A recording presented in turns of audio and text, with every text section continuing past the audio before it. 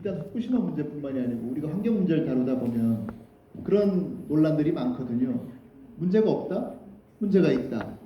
이렇게 양자가 팽팽하게 대립을 할 때는 이 양자 간에 어느 정도의 공감대의 형성이 될 수 있는 상태는 만들어져야 된다고 봅니다.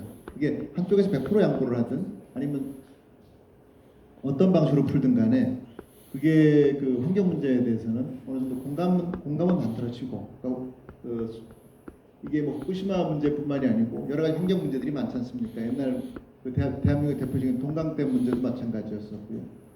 공감대가 만들어지지 않은 상태에서 문제를 풀다 그러면 서로 간에 많은 마찰이 있을 수밖에 없고 결국 사회적 비용을 굉장히 많이 부담해야 되는 일들이기 때문에 거기에 대해서 충분한 숙고와 서로 간에 좀 같이 얘기할 수 있는 시간이 필요하겠다 그런 생각을 한번 말씀드려봅니다. 네, 감사합니다. 답변이 되셨을까요? 네, 됐습니다. 네. 그러면 다음 질문 드리겠습니다. 네. 혹시 현장에 네.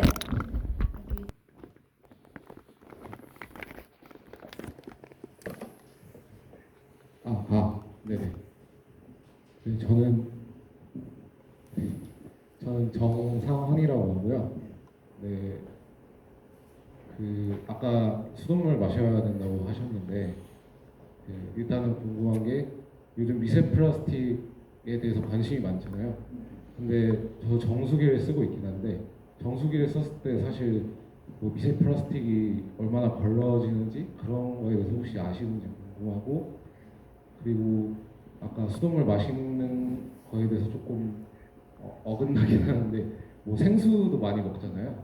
그래서 생수 먹는 거랑 정수기물 먹는 거랑 둘 중에 어떤 게 좀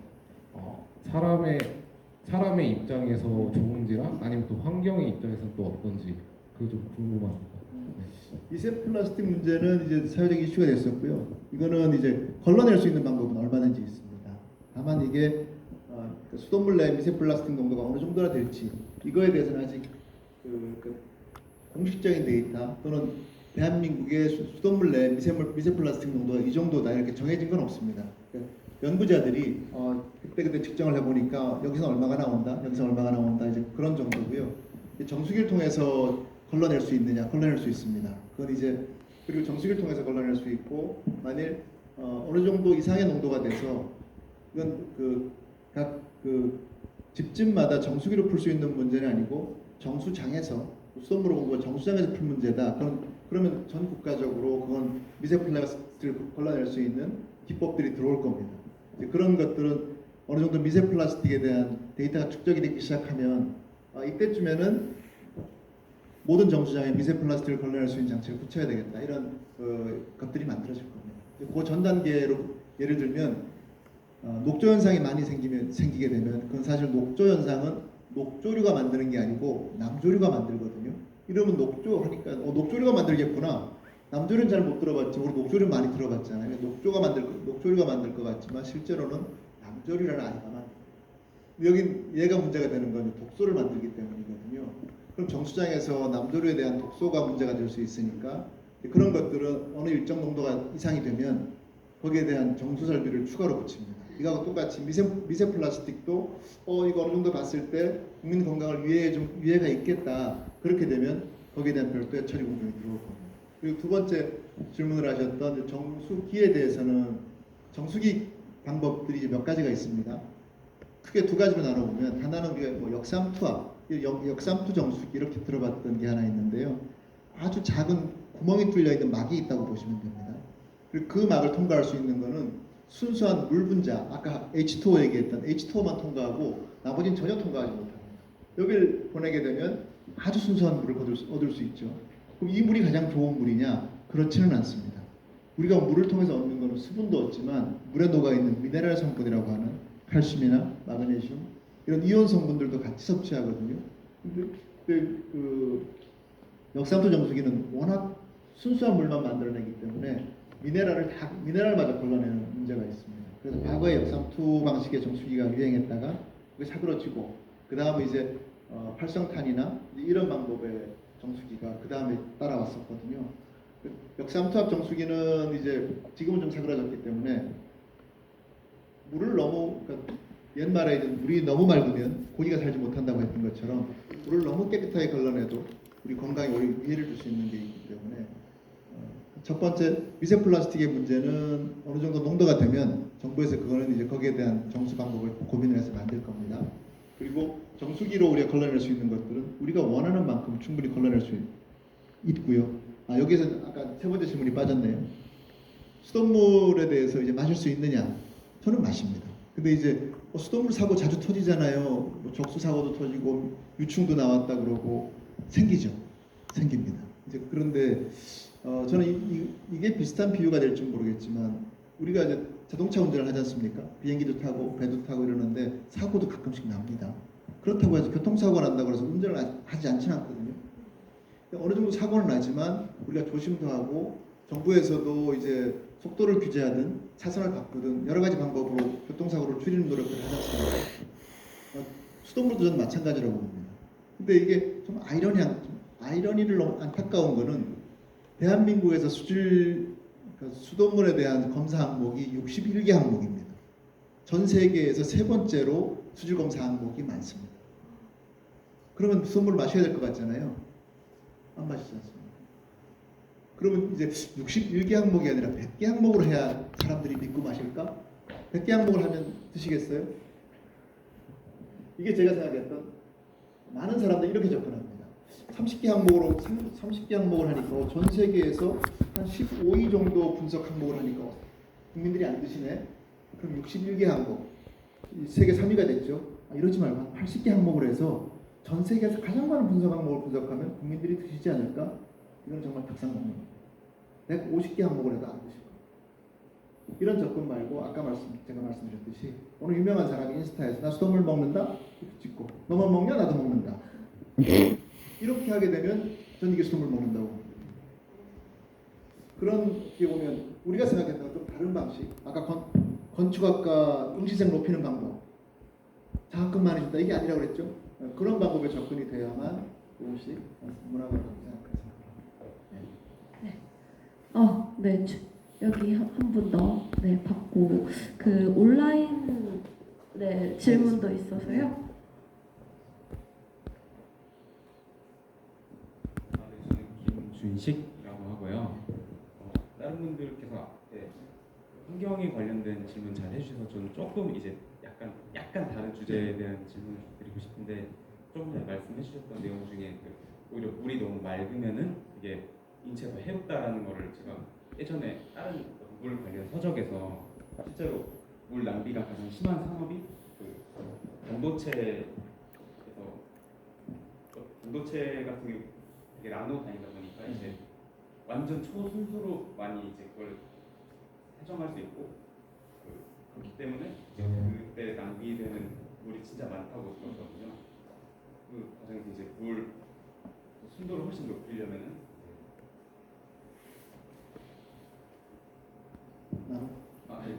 90%까지 예. 이게 순도가 높아지는데 그러면 사람이 마시게 되고 오히려 저희가 생각하는 것처럼 상쾌함이 아니라 쓴맛이 느껴지고 인체도 많이 해롭다고 하는데 이게 실제로 그런 물이 어쨌든 방류가 되는 거잖아요. 그러면 인체에는 물론이고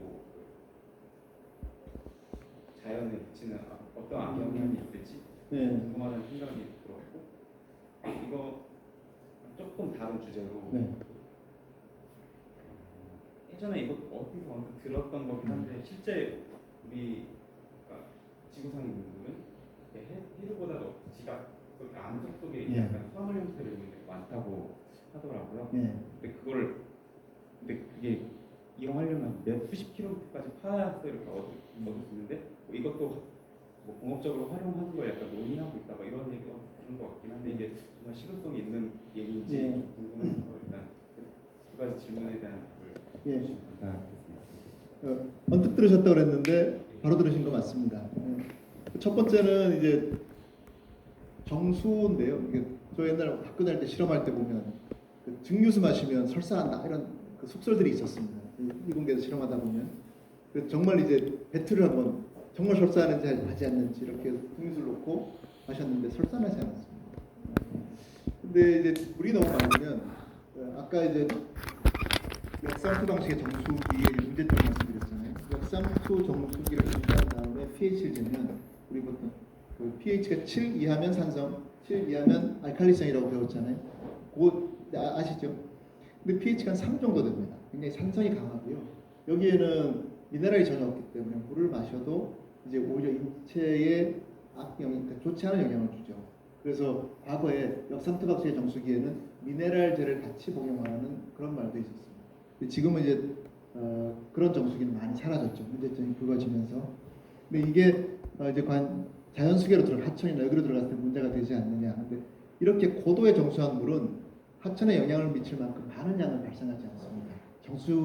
마실 물 정도만 아니면 산업 용도로 소순수로만 만들기 때문에 하천을 방류하는 일, 얼마나 귀한 물입니까? 그래서 하천을 방류하는 예는 많지 않고요. 그다음 이제 두 번째로 질문 주셨던 것, 지하수에 대한 문제인데 요즘에는 그런 조금 연세 있는 분들 중에서는 옛날 맥주 광고하면 천연 안반수 이러면서 화이트를 지하에서 물이 쫙 솟구치는 장면들이 맥주 광고에 있었습니다. 언뜻 보면 봤어요? 아니요. 지금부터 세대. 네. 지하에서 지하수가 막 용서춤쳐 오르는 게 있었거든요. 이게 어떻게 아무런 동력을 쓰지 않는데 땅속에 있는 물이 솟구쳐 오를까? 근데 실제로 우리가 지하수를 보면 샘물 같은 경우에 올라오잖아요. 샘물도 올라오지만 더 아래쪽에 있는 지하수는 솟구쳐 올라옵니다. 이게 이제 지하수가 두 종류가 있거든요. 하나는 얕다는 천층 지하수.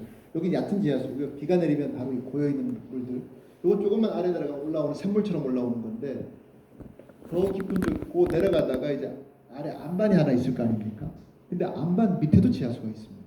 오늘 물이 안반을 뚫고 내려가나요? 얘는 여기서 들어간 게 아니고요. 저 산 위에서 들어오는 겁니다. 저 산 위에서 들어와서 이렇게 안반 밑으로 들어가니까 제가 손바닥으로 이렇게 얘기하면 손바닥 가운데쯤에 있는 거고요. 저 산 위에서 내려왔으니까 저 산 위에서 미는 압력이 남아있겠죠. 얘는 압력을 받고 있는 지하수입니다. 그래서 피압 지하수라고 얘기하는 거죠. 그러다가 누군가가 안반을 탁 뚫게 되면 한 40-50m 이상, 100m 이상 아래에 있는 지하수인데요. 뚫게 되면 바로 솟구쳐 오르죠. 그래서 이제 그 피압 지하수라고 얘기하는 거예요. 이 지하수는 굉장히 많습니다. 수십 년, 수백 년 된 지하수이기 때문에 굉장히 아껴 써야 되는 지하수고 채워지기까지도 시간이 많이 걸리죠. 근데 우리는 지금 수돗물 대신 생수를 마시고 있는데 생수는 이 피압 지하수를 끌어옵니다. 엄청나게 끌어 쓰고 있죠. 우리 가장 많이 쓰는 생수 삼다수 있지 않습니까? 제주도에서 올라오잖아요. 제주도에서 삼다수를 무지막지하게 뽑아 쓰다 보니까 어떤 문제가 생겼는가 하면 제주도의 지하수가 고갈되기 시작했습니다. 제주도에 가시면 중산간이라고 얘기하는, 그러니까 제주도 사람들은 해안가 말고 중간쯤에 있는 그 한라산 중턱에 있는 동네를 중산간이라고 하거든요. 거기에 있는 지하수는 이제 안 나오기 시작합니다. 그럼 바닷가에 있는 사람들은 지하수가 여전히 잘 나오느냐? 물은 잘 나오는데요. 이게 지하수하고, 그러니까 맑은 물하고 바닷물은 균형을 이루고 있거든요. 하천도 균형을 이루고 있죠. 땅속에서도 균형을 이루고 있습니다. 여기서 지하수가 밀어내는 힘하고 바다에서 해수가 밀어내는 힘하고 적당히 경계를 맞춰주고 있죠. 여기는 맑은 물이 나왔었는데 지하수가 점점 줄기 시작하지 않습니까?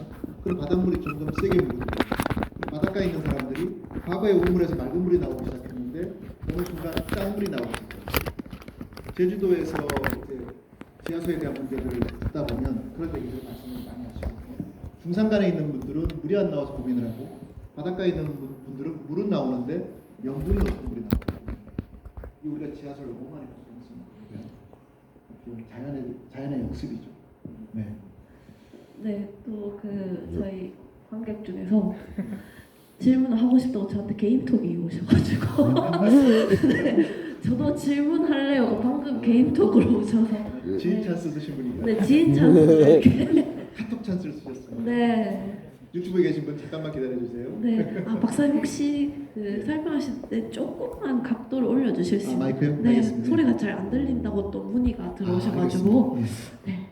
아니 박사님 강의 정말 잘 들었고요. 저라도 죄송한데 소리가 잘 안 들려요. 뭐라고요? 네. 들리시나요? 혹시 마스크 벗고 예. 네. 강사님 정말 교수님 정말 강의 잘 들었고요. 저라도 좀 물을 아껴 쓰자라고 생각을 하게 되었습니다. 원래라면 유튜브 분들께 좀 질문을 드려야 되는 게 맞는데 시간 관계상 제가 교수님의 친밀 사인 책을 받고 싶어서 딱 연락을 드렸습니다. 사심이 가득한 질문입니다. 계속하십시오. 제가 질문 드릴 거는 최근에 5차 유엔 환경총회라는 게 개최됐다고 제가 알고 있고 예. 거기에 주된 아젠다가 발생되는 탄소를 제로로 하자 예. 뿐만 아니라 그게 공기 중에 이미 발생된 탄소도 다시 포집하는 맞아요. 기술을 예. 좀 거기에 투자를 좀 많이 하자라는 예. 걸로 라는 게 주된 아젠다로 알고 있는데 예.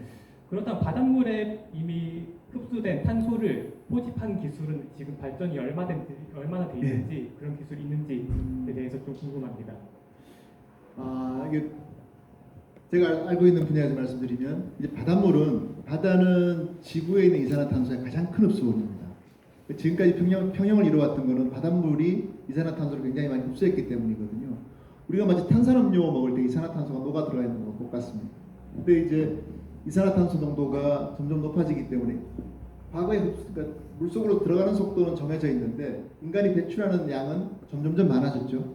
그러다 보니까 들어가는 속도보다 생기는 속도가 많아지니까 이산화탄소 농도가 높아진 거죠. 사람들은 그다음 어떤 생각을 하게 됐는가 하면 바닷물로 자연적으로 녹아 들어가는 속도가 늦으니 우리가 대기 중에 있는 이산화탄소를 포집하면 어떨까? 또는 대기 중에 바닷물에 있는 것들을 뽑아내서 이산화탄소를 저기 땅속 깊은 곳에 넣어보면 어떨까? 이런 생각들을 하기 시작했습니다. 그런 기술들이 조금씩 이제 가시화되고 있고요. 이제 대표적인 것들이 대기 중에 있는 걸 포집하는 방법 또는 식물을 이런 식물 조합은요.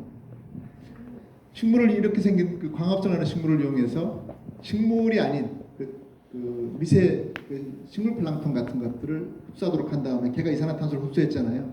그럼 그걸 가지고 얘가 다시 분해돼서 이산화탄소가 나오기 전에 땅속에 고정하는 방법 이런 방법들이 접근되고 있는데 아직까지 이건 참 좋은 방법이다. 대기 중에 이산화탄소를 줄일 수 있는 획기적인 방법이다. 이렇게 검증된 방법은 아직은 없습니다. 인류가 이제 다양한 방법들을 찾아가고 있고요.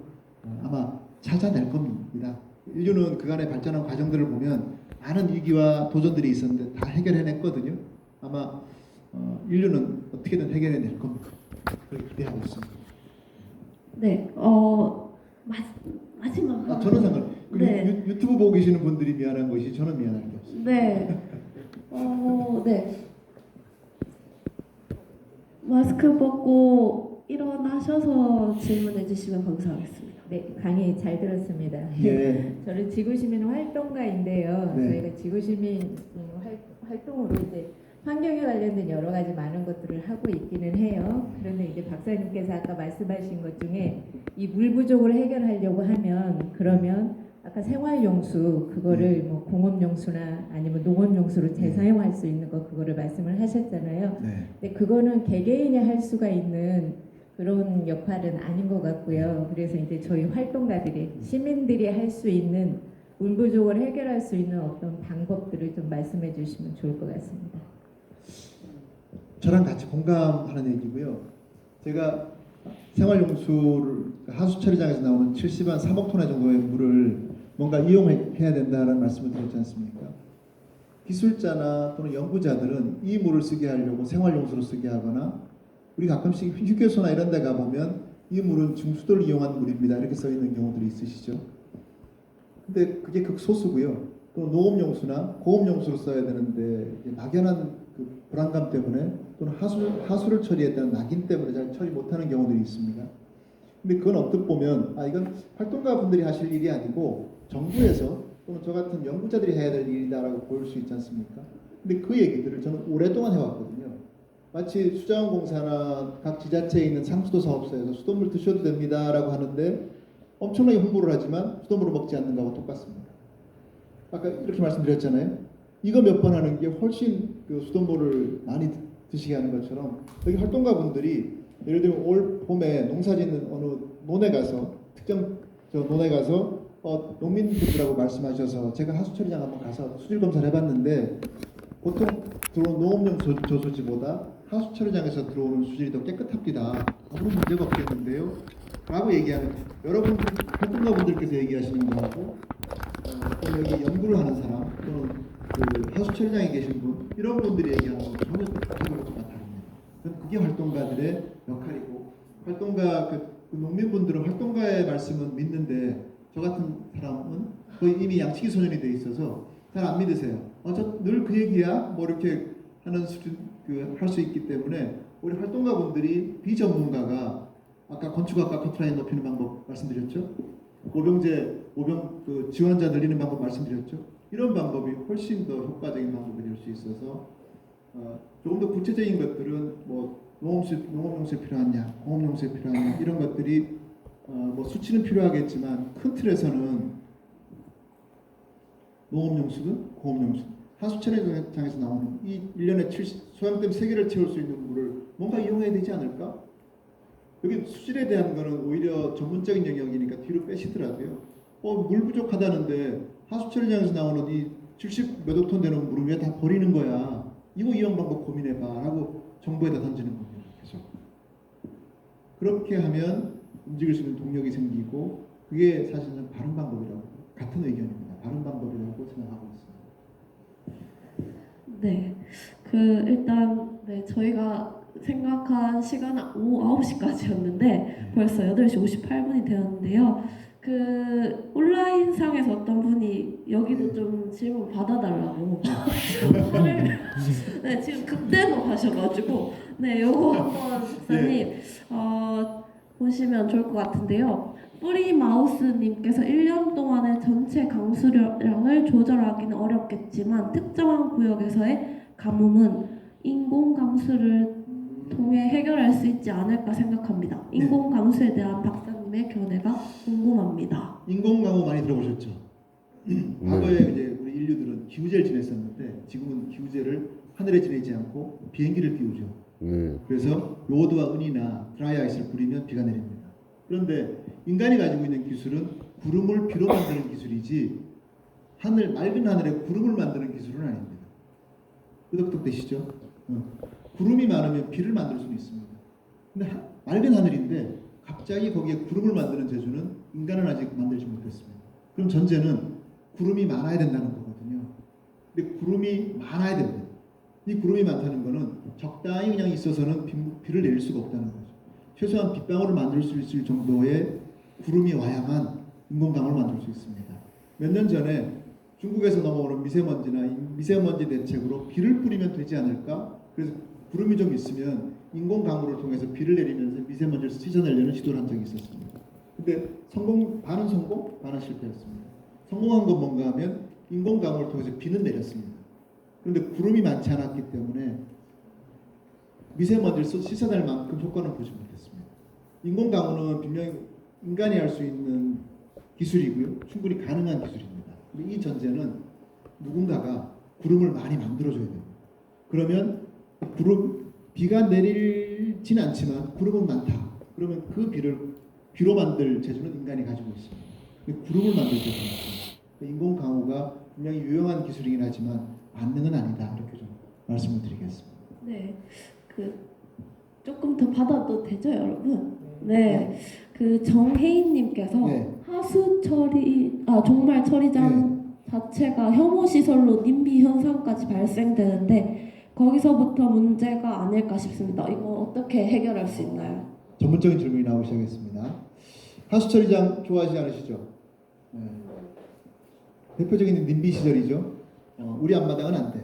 날인마에 뺀 게 아닌데 없을 수는 없습니다. 제가 이게 하수처리장에 대한 얘기를 했을 때 뭘 썼는가 하면 지금 여러분 집안에다 화장실이 있지 않습니까? 옛날에 대표적인 집에서 대표적인 지저분한 시설이었죠. 화장실은 멀리 둔다. 그래서 옛 어른들은 화장실하고 처갓집은 멀수록 좋다 이런 말마저 있었습니다. 처갓집이 왜 멀어야 되는지 모르겠지만 화장실이 멀어야 된다는 것은 기지의 사실이었습니다. 그러다가 이게 점점 해서 어느 순간 안방으로 들어와 버렸습니다. 아마 100년 전에 우리 조상들이 본다 그러면 깜짝 놀랄 일이죠. 저는 여기에서의 지혜를 지금 유튜브에서 질문 주신 이분하고 같이 공감하면서 여러분하고 같이 풀어볼 수 있는 문제들입니다.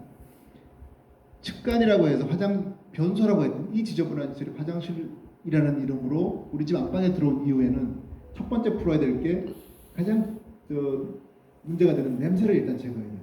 악취에 대한 제거, 보기에 깨끗해야 됩니다. 하수 처리장이 일단 냄새가 나지 않아야 되고요. 그럼 봤을 때 혐오시설이 되지 않아야 됩니다. 이 두 개만 해결할 수 있다 그러면 변소가 화장실로 둔갑한 것처럼 하수 처리장이 도심 가운데 우리 집 앞마당으로 올 수 있는 거죠. 근데 이게 과연 그럼 이게 가능해요? 하수 처리장이 우리 집 앞마당으로 올 수 있어요? 와 있습니다. 여러분들이 이제 오고 있습니다. 일부는 와 있고요. 죽전역 근처에 사시는 분 혹시 계신가요? 유튜브에 보시는 분들, 죽전역 근처에 사시는 분들은 제가 이런 오프라인 모임을 많이 할 때 지역을 묻는 경우들이 있거든요. 어디에 사시는 분 계세요? 어디에 사시는 분 계세요? 제가 한 번은 서울시 공무원을 대상으로 교육을 한 적이 있었는데 한 분도 서울시에 사는 분이 없었어요. 송파구에 사시는 분, 중랑구에 사시는 분, 도봉구에 사시는 분 이러는데 아무도 손을 안 드세요. 그럼 서울에 사시는 분이 한 분도 없으세요? 여기 있는 분도 마찬가지일 겁니다. 유튜브 보시는 분도 죽전역이나 몇 군데 가면 우리가 알지 못하는 하수 처리장이 이미 우리 가까이 와 있는 경우가 있습니다. 죽전역 근처에 보면 신세계백화점이 있고요. 그 근처에 있는 거기 바로 옆에 하수 처리장이 있습니다. 우리가 경부고속도로 타고 올라오다 보면 죽전 휴게소 오기 전에 오른쪽에 그 유리 탑처럼 높다란 건물이 하나 있거든요. 그 건물이 하수 처리장에 악취를 배출하는 굴뚝입니다. 그런 식으로 조금씩 시설이 바뀌고 있고요. 그런 시설들은 국내 이제 수원에도 그렇고 하성 여러 군데 들어가 있습니다. 하수 처리장을 지하로 집어넣고 그 위에는 체육시설이나 공공도서관이 이렇게 집어넣습니다. 지금 말씀하신 지금 질문 주신 이런 내용들입니다. 충분히 접근이 가능하고요. 접근이 되고 있습니다. 여기 활동가분들 지금 이거와 관련해서 하수 처리장을 집어넣겠다 또는 바꾸겠다 그러면 손사래부터 치시거든요. 하수 처리장은 안 돼. 라고 말씀하시는데 그렇진 않습니다. 과거의 하수 처리장보다 기술이 많이 바뀌어서 죽전역 근처에 있는 하수 처리장 또는 하남에 있는 유니온파크라고 혹시 스타필드 많이 가보셨죠? 하남의 스타필드 바로 옆에가 하수 처리장입니다. 전혀 하수 처리장이라고 인식 못하고 계시잖아요. 그런 것들이 조금씩 바뀌면서 우리 옆에 이제 옛날에 변소가 화장실이 돼서 우리 옆으로 다가옵니다. 네. 그리고 이제 나머지 두 개만 하고 오늘 네. 좀 마무리하도록 하겠습니다. 박사님 혹시 나중에 또 시간 내주실 수 있나요? 시키는 대로 하겠습니다. 이렇게 이제 만나는 것도 좋지만 이렇게 청년들이랑 같이 이야기할 수 있는 네. 대면 미팅도 좋을 것 같아서 네. 따로 모시겠습니다. 알겠습니다. 그때 그렇게 많이 여러분 참석해 주시고요. 오늘 여기 이 자리에 온 학생이 한 명 있는 것 같아요. 네. 대학생 분인데 네. 물과 도시 개발에 관심이 많다고 하네요. 근데 기후 변화로 인해 집중호우 그리고 홍수 피해 증가를 예방하기 위한 각 분야에서 노력하고 있는데 박사님이 가장 필요하다고 생각되는 예방책은 무엇인지 그리고 더불어 몇 년 전부터 그린 인플라 시티 또는 자연 기반 해법이 떠오르고 있는 걸 아는데 이와 관련된 물 사업이 효과가 있는지 궁금합니다. 대학원생이시네요. 논문 쓰시면서 아마 질문 주신 것 같은데. 혹시 어떤 분인가요? 아니, 괜찮습니다. 괜찮아요. 손 안 드셔도 됩니다. 네. 도시를 개발하게 되면 기존의 자연유역이 아스팔트로 바뀌잖아요. 그러면 숨은 물 순환이 바뀝니다. 기존에는 침투도 잘 되고 이렇게 유출량도 적당했었는데 도시로 개발되고 나면 아스팔트가 많아지면 유출량이 늘어나죠. 침수도 늘어나고 비가 그치고 나면 도시가 머금고 있는 물이 없기 때문에 폭염에 대해서 증발산으로 온도를 낮출 수 있는 방법이 없죠. 이렇게 되니까 이제 여기에 대한 대안 기법으로 나오는 것들이 저역량 개발, 조금 전문 용어긴 하지만 이런 말도 있구나 정도 하시면 저역량 개발 기법, 그린 인프라 기법, 또 여기에 나와 있던 NBS라고도 얘기하는데요. 내추럴 베이스 솔루션에서 이제 자연 기반 해법 이런 여러 가지 방법들이 있습니다. 이 방법들을 용어는 다르지만 통틀어 보면 뭔가 하면 도시를 개발할 때 좀 과거에 도시를 개발하기 이전의 자연 상태, 녹지도 많고 빗물이 좀 스며들기도 하고 저류되기도 하는 이런 방법을 바꾸자. 도시에 공간은 많지 않지만 좀 찾아서 아스팔트 포장했던 것들은 조금 녹지로 바꾸고 빗물을 좀 저류하자. 이런 방법들이 여기에 있는 방법들입니다. 다양한 기법들이 제시되고 있는데요. 이 질문을 주신 분의 고민은 그거 같아요. 이 방법들이 과연 효과가 있느냐? 효과가 있습니다. 효과가 있고 지금 저도 이제 그런 분야 쪽에 대한 연구를 많이 하고 있고요. 도시에서 이제 과거에 우리가 빗물을 풀어가는 방법은 빗물은 도시에서 성가신 존재였습니다. 그래서 빨리 내보내야 되는 거라서 빗물 관리 정책은 신속 배제였습니다. 신속하게 배척하고 제거하는 그러니까 빨리 내보내는 게 정책의 우선이었거든요. 지금은 조금 바뀌어서 빗물을 어떻게 하면 좀 모아서 비가 올 때는 유출량을 좀 줄여보고 비가 오지 않을 증발산으로 좀 풀어볼 수 있지 않을까 이런 접근들이 여기에 지금 질문하신 그린 인프라나 자연 기반 해법 이런 것들입니다. 인터넷을 검색하시면 챗 GPT 좋습니다. 챗 GPT 검색하시면 아주 한 페이지 두 페이지로 다 잘 요약해줘요. 어떤 논문 봐야 되니 논문까지도 추천해줍니다. 그래서 그런 방법으로 조금씩 접근하시면 일단 자료들을 찾을 수 있고요. 국내 자료는 아직 그렇게 많지는 않습니다. 아주 많지는 않은데 그래도 필요한 만큼 당장 가려운 부분을 긁을 수 있는 자료들은 충분히 있기 때문에 그 정도까지만 일단 찾으시고 추가로 더 궁금하시면 저한테 메일을 주십시오. 그럼 제가 답을 드리겠습니다. 마지막 질문입니다. 네. 물 한 모금 드시고 있으시면 제가 열심히 읽어드리겠습니다. 안녕하세요 교수님. 저는 행복 그린입니다. 최근 기후변화로 인해 폭우, 홍수 등이 잦아지고 있고 우리나라는 물 스트레스 국가에 속할 정도로 사용할 수 있는 물이 충분하지 않다고 알고 있습니다. 이런 상황에서 빗물을 이용하여 물을 절약하고 기후변화에 대해 대응할 수 있는 방법이 있나요? 라고 물어보셨고요. 추가적으로 기후위기로 인해 겪게 될 물 문제는 홍수와 가뭄 중 어떤 것이 더 심각한 문제인지 궁금해하십니다.